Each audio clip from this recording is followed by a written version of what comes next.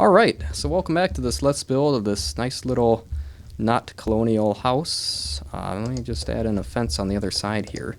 Eventually all of this stuff that you see, well, most of it, possibly all of it, I don't know. Most of it will be transplanted into my main world, and that will be part of an entirely new neighborhood that it's going to be kind of like a traditional 30s, 40s kind of grandiose neighborhood like this. Neighborhood of houses like this, and that'll be pretty cool. I don't really have any ETA on that, so I guess when it comes, it comes. That's just all there is to it. Real quick, I'm just going to replace that with that. And is there anything else? I don't know if that looks good or not. I'm going to leave it for now and just kind of think about it. I'll just think about it. Alright, so picking up where we left off, let's go ahead and start working on the interior. Do we maybe move this by one block? Because I want there to be a fireplace here, and I think having the entryway right here would kind of block that. So we'll have that there. Let's go ahead and grab some doors. The birch one will be the front door. Actually, I'll have to replace the flooring first. Oh well, put that there, and then one on the side. Let's use coal and chiseled quartz blocks as a tile sort of thing. I think that will look pretty classy and pretty fitting of the era that this house is from.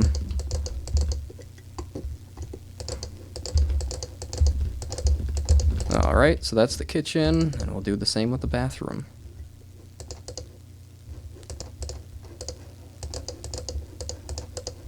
Alright. We'll use stained glass. Why not? So since we're in the bathroom, and that's a pretty easy spot to furnish, let's go ahead and do that real quick. I think I'm going to use pink stained clay for the vanity, which is a nice little change, I guess. Just for funsies, as they say. Now this is just going to be the standard sort of bathroom that I usually build. Of course there's fancier options, but this isn't meant to be a terribly fancy house, so kind of be redundant, I guess. Alright, so there's that. Now we can put the door in. And we'll clear out some blocks for glowstone here. There's the glowstone. Alright. Then maybe one more in the living room, one more in the kitchen, then one more like right in the middle here. Cool. Cool. Alright. So now, oh my goodness, it's raining again. I don't know why that upsets me so much. It just really gets under my skin. So for the kitchen, I think we'll use oak wood, just for something different and a little bit more kind of period relevant, I guess. Or authentic, maybe. Something like that. And the stove will be here, fridge will be here, we'll all be happy. So, furnace, stone pressure plate, iron door. We'll use quartz for this fridge, because why not? And we also need quartz stairs for the extractor hood. And there's that. So there is the kitchen. Kind of a small space, actually, but oh well. Okay. I don't think I ever got around to putting the door on. Whoops. There we go. Alright, so the lower level here is pretty much finished. Let's move on to the upstairs. I think I'm going to carpet this level. And then we'll have kind of a main landing here. I don't know what I'll have there. Maybe I don't know. Yeah, main landing kind of here. That'll be like half of it. And then this will be the bedroom half. And yeah, that'll be pretty cool, I think. It'll pretty much be like the master bedroom of the house. Yeah. Because that's usually how these houses were laid out way back when, is that they had the master bedroom on the upper level like this. And it was kind of in the middle of the A frame of the roof, basically. And it was pretty nice and spacious. I used to live in an A-frame house, and that's how it was laid out. And the upstairs bedroom definitely was the biggest room in the house, I think. Definitely, I think. What's under here? Nothing. Okay. I was thinking maybe I could get away with putting a specific block of wool underneath that, but I guess not. To match the carpet of the bedroom here, but oh well. We'll go with the greenish color. One of those funky colors that was common way back when. Gotta love those. I love them. Especially the rust brown shag carpet of the 80s. That's good stuff. It's my favorite. My favorite. So we'll just cover these up real quick.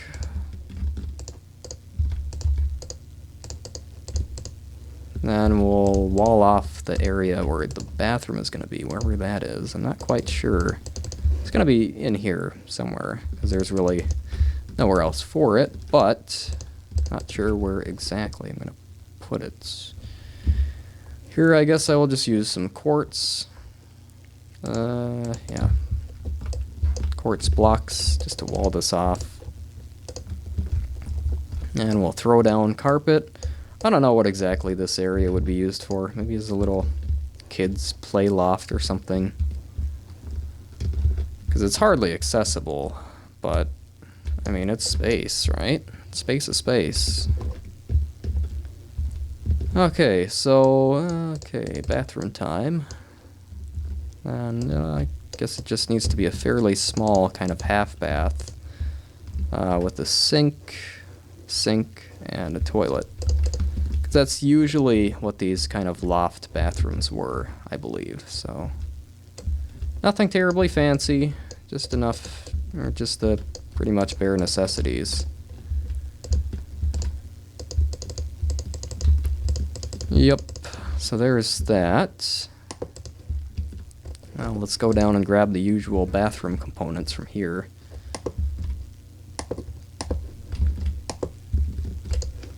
Okay, head back upstairs. Toilet here, and let's see, we'll use green stain clay to match the carpet for the vanity. There. Alright. So there's that. Wonder how many times I've said, so there's that, or something along those lines in my videos. It has to be dozens, maybe even, I don't know, close to 100. But yeah, so that's the upper level here. It's very simple, just the master bedroom and the small little bathroom here. Pretty nice master bedroom. Nothing fancy. So let's go back down. I think this is all we're going to have in the... Oh, I had wanted to put in a fireplace. That is what I was going to have down here. So I'm going to use... we'll go with dark oak wood. And obviously we need the fireplace, furnace, and slabs. Put the furnace in, stair, slab, slab. Alright. Now, just gonna grab some torches as accents. There's that. I said it again. Said it again. And this is just gonna be the chimney.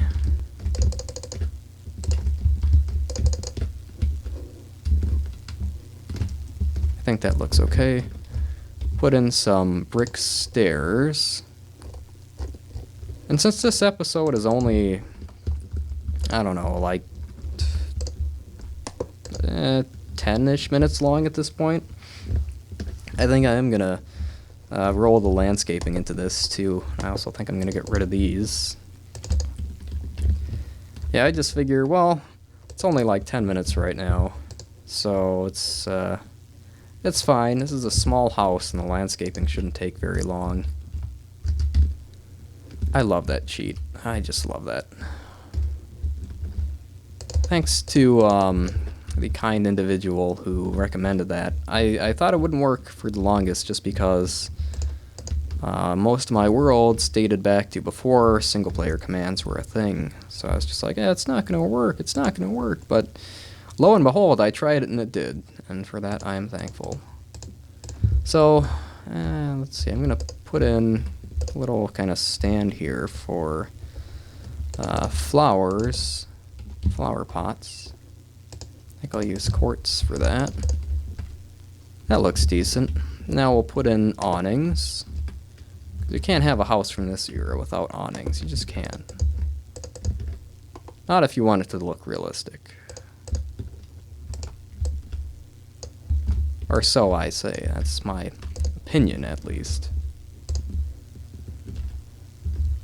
Alright, so let's grab nether brick, because that's usually what I use as kind of the trim on the awnings, so it's not just quartz. And we'll do the same over on this side too. Where do I want to start this? We just do it around here. Obviously, the awnings aren't a necessary part. If you guys are following along and building this at home, you don't have to include these. That's just my personal taste and also a reflection of the real-life houses, I guess. So, by all means, awnings are not necessary. Don't listen to me try to convince you that you are, or that they are. I do like awnings, though. I don't know why. Oop, I messed up on that. Alright. Cool, I messed up. Let's see. Guess ideally these would be 3 blocks high. And we'd have this here, here.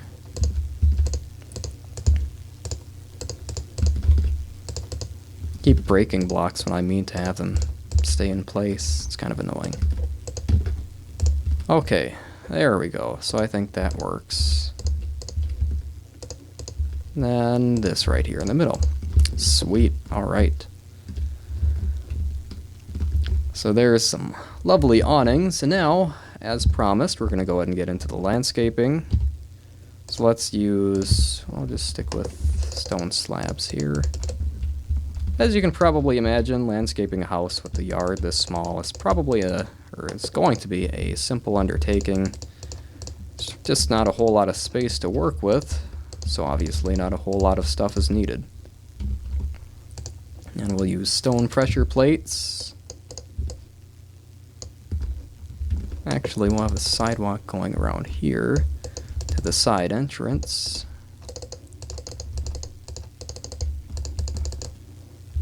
And I don't think I'm going to build a garage with this. I think you guys have seen me build enough of those little, like 4x5 garages to kind of know what's going on with those. So that should be easy enough for you guys to build yourselves. Don't think I really need to show that anymore at this point. Whoops. And I think I'm going to just move this back by 1. There we go. Alright. So now I'm going to grab coarse dirt and just do this. Let's see. I think ferns would be good for this house. So we'll get some ferns. Fern, large fern. Now we need a small fern. There. Okay, then some daisies, I guess. These things. Tulips, maybe oleums, we'll see. Actually, no, I think we'll do spruce shrubs. These large ferns aren't very large at all in this texture pack. Oh well.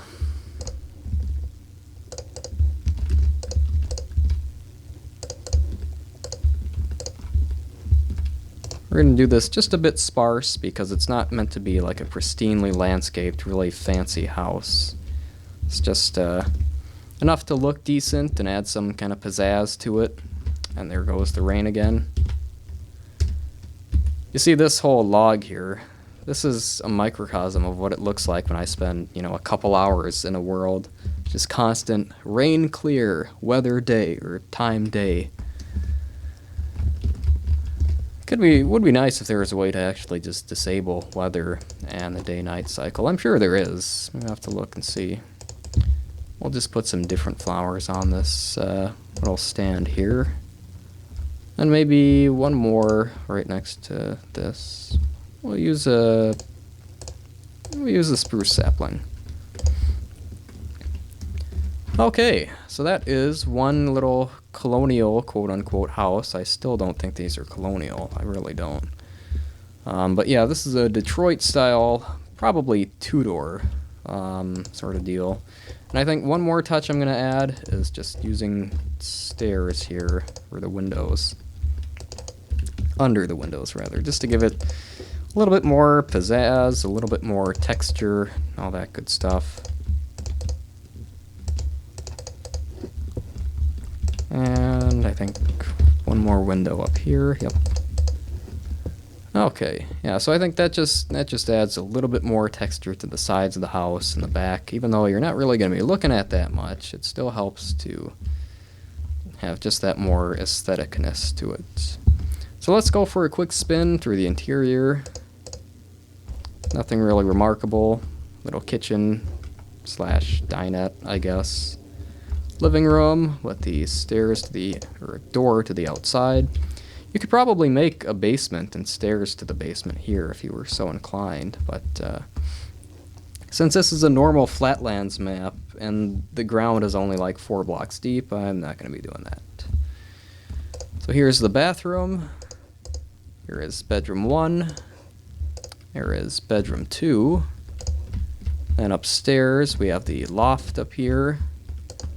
The mini bathroom, which is extremely cramped. You can't even get on the toilet, but it looks alright from a look standpoint. And bedroom 3, which is the master bedroom, biggest in the house. So that is it. That is just a brief little let's build of this Detroit Tudor colonial house. I think one more touch real quick. I'm going to replace this with an anvil. There we go. Alright. So, actually, getting all these last-minute ideas here. Let me grab a fence post, oak fence post, here, and spruce, and then we'll just make ourselves a nice little cypress tree. I like these. And they also kind of, they fit with the theme, because a lot of these older houses, pretty much anything from the 80s and before, I don't know why, but these were just really common decorative accents in those days in terms of landscaping. Who knows why, just that they look cool, and I guess they provide a little bit of insulation, shade, maybe. But yeah, so anyways, let me go ahead and F1 here. So that is a Detroit-style, Tudor, colonial, whatever house. 3 bedrooms, 1.5 baths, kitchen, living area. All your standard necessities for living. Once again. Yeah, all your standard necessities for living. I think this would make a pretty decent survival house if you could get the materials together. It's fairly small, pretty economical.